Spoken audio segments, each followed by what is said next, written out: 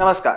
समजा आपण आपल्या घराच्या भिंती तोडल्या, त्याच्या विटा बाजारात जाऊन विकल्या. कशासाठी? तर घरामध्ये वस्तू आणण्यासाठी. का? घर सुंदर बनवायचंय म्हणून. घर सुंदर दिसेलही, पण ऊन, वारा, पाऊस यासारख्या बाबींपासून आपल्या घराचं संरक्षण करणाऱ्या भिंतीच नसतील, तर हे सुंदर घर टिकेल तरी का? अशीच काहीशी अवस्था ही अरावली पर्वतरांगांच्या संदर्भात उद्भवलेली पाहायला मिळते. अरावली पर्वत हा हा वाद काय आहे हे आपण जाणून घेऊयात.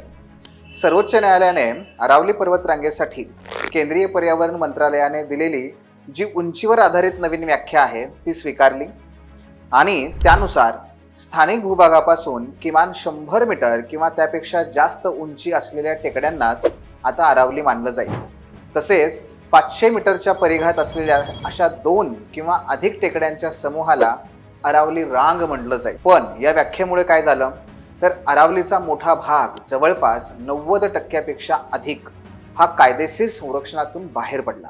म्हणजे काय हो, म्हणजे या सर्व ठिकाणी आता उत्खनन हे दोन्ही होऊ शकतं आणि या ज्या टेकड्या आहेत त्याच्यामुळे उद्ध्वस्त होऊ शकतात. परिणामी येथील नागरिकांनी, आदिवासी गटांनी आणि पर्यावरणवाद्यांनी तेथे आंदोलन सुरू केलं होतं. ते अजूनही सुरूच आहे. अरावली पर्वतरांग ही तशी बघायला गेली तर प्राचीनतम अशी पर्वतरांग आहे. ही पर्वतरांग हिमालयापेक्षाही जुनी आहे आणि याला अवशिष्ट पर्वत असेही म्हणतात. ही रांग गुजरातपासून सुरू होऊन राजस्थान, हरियाणा, दिल्लीपर्यंत जवळपास 700 किलोमीटरपर्यंत पसरलेली आहे. आणि याचं महत्त्व म्हणजे ही रांग उत्तर भारताची नैसर्गिक रक्षक म्हणून आहे, जे थार वाळवंटापासून किंवा त्या थार वाळवंटाचा विस्तार पूर्वेकडे होण्यापासून ती रोखते. तसेच चंबळ, साबरमती, लुनी यासारख्या नद्यांसाठी हे अत्यंत महत्त्वाचं पाणलोट क्षेत्र आहे. आणि दिल्लीसाठी तर हे ग्रीन लंग्स म्हणजेच हिरवी फुफ्फुसं आहेत. मात्र जे सध्या सर्वोच्च न्यायालयाने या ठिकाणी जो निकाल दिला त्याच्या परिणामी अरावलीचं जे उत्खनन होणार आहे, त्या उत्खननामुळे हे सगळं नैसर्गिक संरक्षण दूर होणार आहे. जर आपण याचा परिणाम पाहिला तर भूगोल आणि पर्यावरणावर याचा काय परिणाम होऊ शकतो? सर्वात महत्त्वाचं वाळवंटीकरण. जे थार वाळवंटातली वाळू आहे ती पूर्वेकडे पसरून दिल्लीपर्यंत नवे हिमालय पर्वतरांगांपर्यंत ती पोहोचू शकते. परिणामी क्लायमेट चेंज ज्याला आपण रोखण्याचा प्रयत्न करतोय तर ते आणखी वाढू शकतं. कारण ही वाळू तप्त होऊन बर्फ वितळण्याचं प्रमाण वाढेल व त्यामुळे पुराची समस्या सुद्धा वाढेल.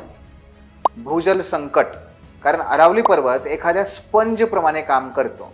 या सर्व रांगांच्या किंवा ह्या टेकड्यांच्या खाली भूगर्भामध्ये पाणी अडवून ठेवण्याचं, टिकवून ठेवण्याचं काम अरावली करतो. आणि त्याचबरोबर या ठिकाणी अनेक जे वन्यजीव आहेत त्यांच्यासाठी सुद्धा हे अत्यंत महत्त्वाचा अधिवास आहे. मित्रांनो, याच्यामध्ये नैतिक मुद्दे सुद्धा समाविष्ट आहेत. हा जो निर्णय आहे तो पुन्हा एकदा विकास विरुद्ध पर्यावरण हा विवाद चव्हाट्यावरती आणतो.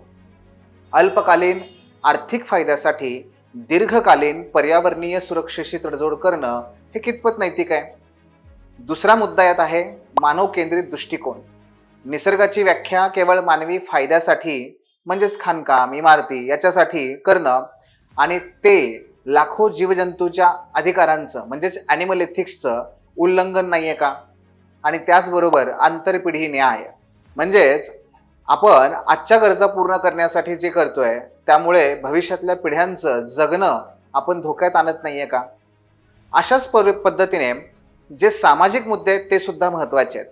जसं की याच्यामुळे होणारं विस्थापन, उपजीविकेवर येणारं संकट, येथील आदिवासी आणि पशुपालक समुदाय त्याची उपजीविका धोक्यात येणं, आरोग्याबाबत असमानता निर्माण होणं, असे मुद्देही आपल्याला पाहायला मिळतात.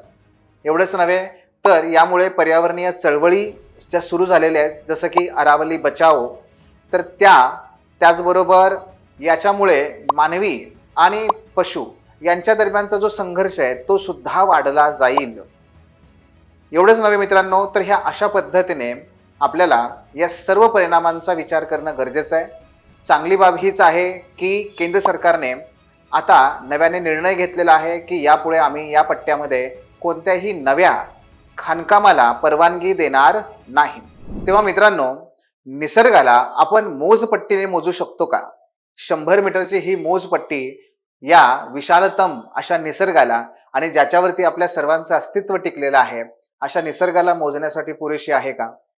याचा प्रश्न आपल्या सर्वांना पडला पाहिजे, कारण अशीच परिस्थिती आपल्या इतरही अवतीभोवती सर्वत्र पाहायला मिळते. यावर तुमचं मत नक्की कळवा.